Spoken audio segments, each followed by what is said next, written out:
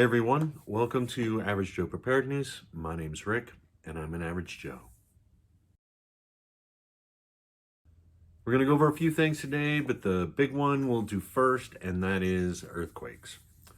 Rick, aren't you going to talk about like that balloon thing? And yeah, we'll get to that here in a second, or why we didn't get to that is what we're going to talk about. But let's go ahead and talk about earthquakes, shall we? Now, if you've been here for a while, you know I have had the pleasure, I say it that way, that I have been involved in many natural disasters.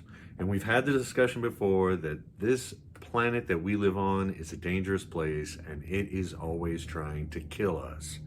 Yes?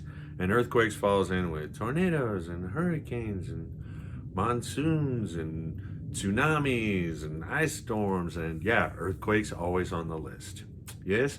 And I'm going under the premise everybody knows about that really large earthquake that just happened in Turkey and Syria. Yes? Yes. Now, some would say earthquakes can happen anywhere. Now, there's a predominant places that they happen along plate tectonics. However, one of the ones that I got caught in Southern California, and it was only, I'm going to say only, I think it was like a 5.6. And if you've ever been around an earthquake, I don't know, and when you're really close to a 5.6 doesn't sound like that big of a deal, but it'll wake you up. Yes, and it caused a lot of destruction, a lot of mayhem, because it was by a very large cities, metropolitan areas, and yeah, not like the one they're talking about now, which was like a 7. I've also been in a 7. I've been in a 7.1 or a 7.2, if I'm not mistaken. So yeah, earthquakes are not fun. But anyways, the first one I was talking about, it was along a previously unknown fault line. And if you look up a bunch of earthquakes, they'll say that. They'll say where they were, and a lot of them are previously unknown fault lines. Yes? Yes. But okay, so this just happened. That's the reason why we're talking about it. Just happened a couple days ago. But that's why we're talking about this. This is not a man-made thing, and this is real. This actually happened. This has to do with the planet trying to kill us all the time. And one of the reasons why people should be into basic preparedness. And that's the first thing I usually start with is that. And I'll give you a case in point. You ready? Now, you know I have checklists printed up a lot of times, and they're sitting over here, if you've been here before. So let me show you the checklist that FEMA, yes, I know you guys don't like the government or whatever, the basic FEMA checklist for basic preparedness, the one that I usually go off of. Yes? So it's right here. Yes, you see this one? You guys can print this up online. It's like got.gov. You with me? But let me get you the one for earthquakes. Are you guys ready? Oh, it's the same one. So basic preparedness will get you prepared for a lot of stuff. Yes? Yes. For most emergencies, the basic prepared checklist is where you start all the time. And that's why I usually start there. It doesn't matter what it is. It doesn't matter what you're being prepared for. You have to have a place to start. And basic preparedness, the basic checklist, the basic starting point is the same for everything. So if you're new to preparedness, if something has happened, like maybe this earthquake or the balloon, we'll get to that in a second, and you've decided to come to a preparedness channels and you just happen to fall by this one, I don't know how you got here, then that's where you start. Basic preparedness, basic checklist. This is the one you can print off at .gov. It's the FEMA checklist. What is it? Ready.gov, if I'm not mistaken. You can print this off. This is a fantastic place to start. You'll see tons of lists out there. I'm not saying one's better than the other or whatever, but if you look at them, no matter what the spectrum is, they'll all start with the basic same things. Yes? Yes. Okay, so that's my little pitch on, and like I said, we've talked about before, this world is trying to kill us, and it is just the way, not taking the man-made stuff into account. So basic preparedness is always a good thing, and by the way, keep thoughts and prayers, or however you do it, in your mind for those people that are affected by this. Last time I checked, it was like over 5,000 people are dead. So, and that's going to change. And it could happen anywhere. Please be aware of that. So, basic preparedness. Okay, so let's move on to a couple other things, and that is the balloon. So, in case you're wondering why I didn't jump on that bandwagon and start with like multiple videos a day on, okay, I rarely do multiple videos a day. I only do them like not often, to be honest, about the balloon, and it was there, and balloon, and it could be this, and it could be that, and this, that, and the other thing. Yeah, let me explain why I didn't do a video on that. It's a mentality thing. It's my mentality thing. So just try to follow for a second. If you only knew, if you only knew what goes on every day throughout the world, it would frighten you. And that's why you don't need to know. I'm not trying to be a jerk, but you really don't. And so this was just, I was just like, okay, what are you going to do? Okay, if it was a weather balloon, if it was a spy thing, they're spying on us, or it's a ground radar thing, so they can, these are the different things I heard, so that way they can really get really good ground radar, so when they send the missiles over, they can do that. Or it could have been like a bomb, or, okay, here's my question. What does it matter? Does it suddenly scare you into getting ready, into being prepared? Well, no offense intended, but I've said it before. Do not be motivated by fear. Otherwise, you always have to be afraid to be motivated. Yes? Yes. And just to tie a bow in that as to things like this happen, let me give you an example I can actually talk about, because I was going to give you one. I'm not sure I can talk about it. Yeah, I don't want that to sound like a big deal, because it's not. So don't go there. But there was a time someone like three bosses above me in my last job went out into an area which they normally don't go into, but I was there all the time. And then they called me in and they're like, I went out there and I got to tell you something, man. I saw almost like in one day, he said, I saw almost 12 times where people almost died. And I was like, okay, sir, what do you want to talk about? He's like, well, 12 people almost died. And I was like, yeah. And that happens every day, but nobody did. You see what I'm saying? If you can't handle the real life, what's actually going on out there, don't pay attention to it. Almost doesn't count.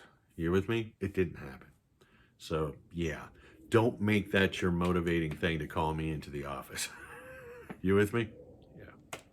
Okay, and let's piggyback right off of that. Boop. Another thing I didn't do a video on, which apparently I saw a whole bunch out there. I think I saw some out there today too, is DEFCON. That we're at DEFCON 2, but we're not at DEFCON 2. You'll never know we're at DEFCON 2. Again, it doesn't matter. I mean, I'm not trying to be a jerk, people, but just think about it for a second. What does it matter? 1, 2, 3, 4, 5. You don't have a vote. I've mentioned that before. And it shouldn't affect you. It shouldn't affect you when it comes to preparedness. Once again, you start down here and you go through your preparedness, and that's it. So whether we're at DEFCON 2 or DEFCON 3, it doesn't matter to you. You see what I'm saying? And you can go from 5 to 1, and it's not like a countdown. And you know that clock they have for humanity, the death clock, and it's like they moved it to 90 seconds to minute. It doesn't matter. I mean, I'm not trying to be a jerk, guys, but don't let these things motivate you. Do not let fear motivate you, please. Okay, I hope you guys aren't mad at me. I hope you get what I'm trying to dish out here. And that is your mindset. If you go way back on my videos, it's the very first thing is how you think is how you're going to do, you know, and fear can't do it. You have to go through life being positive and positive that you are doing the best you can. Yes. And you should be. As long as you're doing the best you can, then just be positive about it. No woe is me. Like, oh man, I don't have that bunker, that multi-million-dollar bunker and 10 years of food because DEFCON 2 and balloons and World War III and stuff. Yes? It's not going to do you any good. It's not going to do you any good. And so we're going to transient? Is that a transfer? Whatever. To one more thing before I let you guys go. And I saw another video content creator touch on this like a month ago, and I said I was going to bring it up. And that is best you can have, and good enough. So he was one of those content creators. He's huge, and I check out his stuff, but he is way up here on his preparedness journey where I'm like right here, so you guys know. And I think the subject he was talking about was pew pews. Pew pew, pew pew.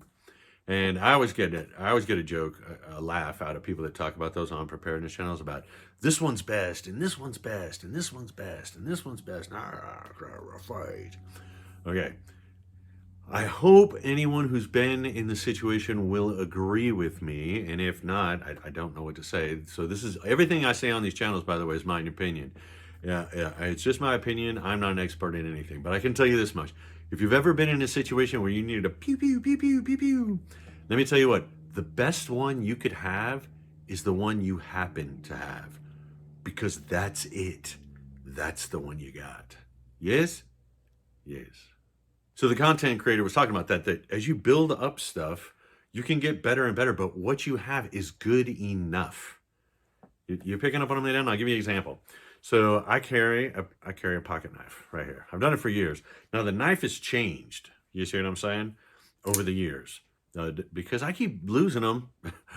I'll go to like airports and I'll forget I have it, and I got to put it in that little bin, you know, that says you're stupid, you can't take a knife on the plane. I've done that half a dozen times at least. They used to have a thing where you could send them back to yourself, and they don't do that anymore. So I have to replace it and get another one. But this is a utilitarian. I use this. This is a utility knife. And somebody's going to be like, well, I know that knife and it's cheap. And I've been carrying this thing for years, guys. And I use it to cut open things and cut string. You see what I'm saying? I have it every day. And somebody will be like, well, that wouldn't be good in a knife fight or bushcrafting or HT. Hey, guess what? This is the knife I have. If this is the knife I have when something like that happens, guess what? It is the best knife I could have, because it is the knife I have. I hope you guys understand that. Because in that situation, guess what? It's good enough. But like any journey, you should try to get things better. Yes? I mentioned it, I don't know, a video or two ago where I got those socks. Remember? What the hell are they? Darn tough socks, because my wool socks, I wear through them all the time. But let me tell you what, okay, the search, it's not me, I didn't make this up, guys. The search for perfection leads to stagnation, which means if you're trying to be perfect, you're not going anywhere. So I didn't wait to get wool socks until I could afford those, and I actually got them for Christmas. I mentioned that. I got wool socks, and the wool socks were working for me. They were great, but now I have better ones because I moved in a position. I got myself into a position. I could have bought them myself, but the lovely lady in my life got them for me, to where I could get better. And real quick, because I'm almost out of time, is like I got a new belt. And I got one of those leather belts that supposedly is going to last forever. And we're going to find out about that. But I didn't walk around with my pants falling down until I could afford this belt, because it was kind of pricey.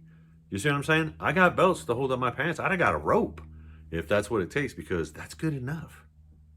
So the point I'm trying to make is a lot of people, when they begin, they're like, oh my God, I can't get this thing, so I'm not going to do anything. And personally, it's just my opinion, guys, that's a bad idea. Start with what you can and work your way up. You see what I'm saying? What you have is way better than nothing. It doesn't matter that you're like, oh, all I have is, yeah, but they have nothing. This person over here's got nothing. Do you understand that? And you have that. Yeah, but it's not that. It doesn't matter. Excuse me. It doesn't matter. These guys have nothing. Why? And then if you do that, you lose focus on what you have. Let me tell you, let's say you have a hammer that's not doing the exact job you want. You're like, man, I wish I had this better hammer. While you're concentrating on that, you're not utilizing this hammer to the best you can. And it's going to cause you mistakes, or maybe you're going to break it, or because you're thinking about that other. Don't think about this hammer. And it's good enough. Yes? Yes. All right, guys, I'm sure this video is way too long. They always are. Anyways, this weekend, I'm going to do that. Remember I said I was going to do the recock the, see, it looks like a gun. It's actually a caulking gun. Recock the shower upstairs. I think I mentioned that to you. Yep, I got that scheduled this weekend. Wish me luck. Hopefully everything will go well. And I'm going to work on my, soon, I don't know when exactly, my water heater. I'm going to make it more efficient because I'm trying to be a hippie. Yep, tie-dye shirt. I'll be wearing it and saving the world and sniffing flowers and stuff, or whatever. I don't care. But yeah, I'm going to put a heater blanket on it. And then they say about the first 4 feet of tubing that comes out of that, you want to put the insulation around it.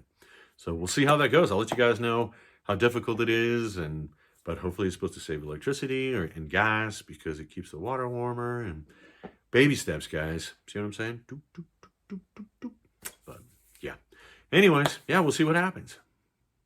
All right, guys, that's it. I hope this finds you well. I hope you are staying happy. I hope you're staying positive.